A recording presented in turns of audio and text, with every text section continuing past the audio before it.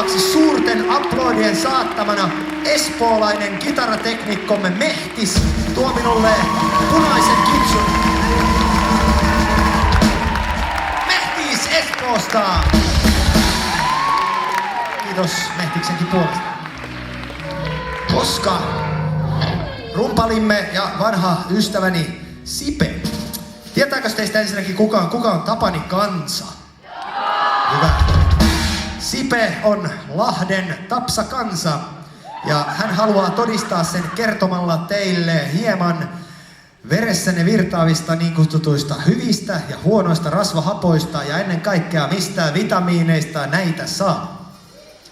No oikeastaan vitamiineistähän tuo C on harmittomin, se on vesiliukoinen, sitä voi syödä ihan huoletta yliannostuksia ja se ei haittaa. Se tulee sitten muiden nesteiden mukana pois.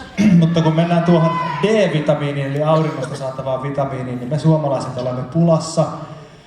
Me emme saa sitä talvena oikeastaan kuin muutaman tunnin päivässä ja silloinkin todella vähän. Eikä itse ruskettavasta voiteesta. Ja kuinka ollakaan, se on niin sanottu mielialavitamiini, eli eipä ihme, jos välillä vähän ahdistaa. Tsekataan nyt, mitä silläkin voi tehdä, vai ahdistuttaisiko lisää? Hei, pitäisikö oikein ahdistaa vanhan liiton malliin?